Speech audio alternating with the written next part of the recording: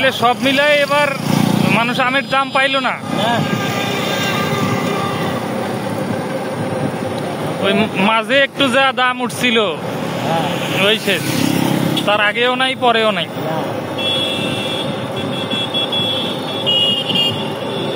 চাচা 700-800 হইলে তো আম পারানি আর ভাড়া দিতে শেষ।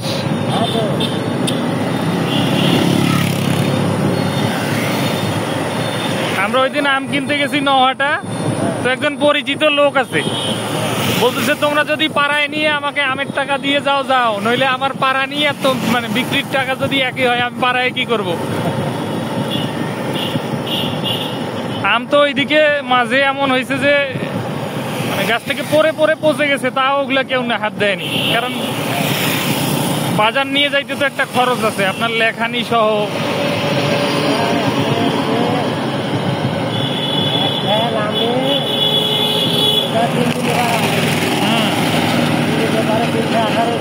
$1800, 900, 2700।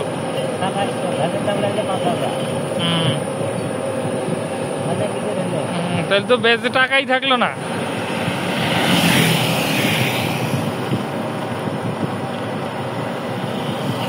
তবে এমন হবে প্রতিবার তো এমনই হচ্ছে, একবার দাম বেশি একবার কম, এবার একটু লস গেছে, পরের বার এটা উঠে আসবে।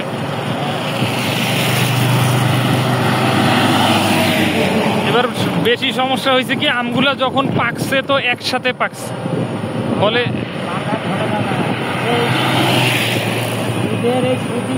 হ্যাঁ ছুটিটাতেই মানুষ বিক্রি করতে পারে না।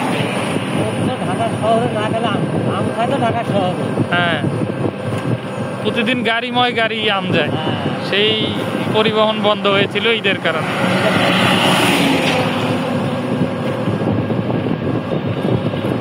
তবে চাচা গতবার মানুষ আম বেচে যে মজাটা পাইছে,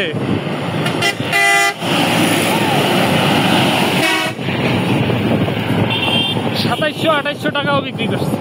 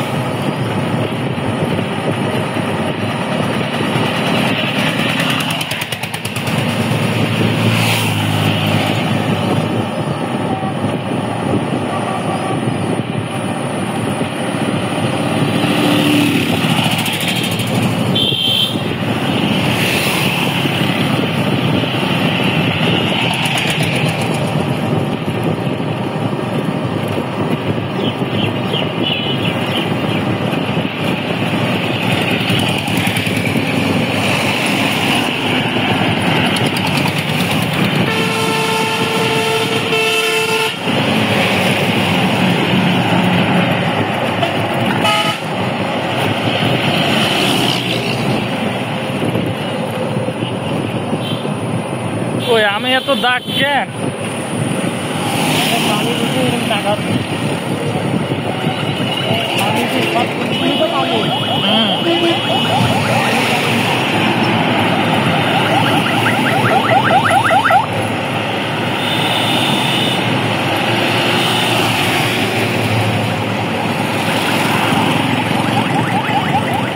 এনারা মনে হয় রাস্তার ধারে তো আরো বেশি দাগওয়ালা সবই নিয়ে আসছে, কারণ মানুষ হুটহাট কিনলে এত তো আর বুঝবে না।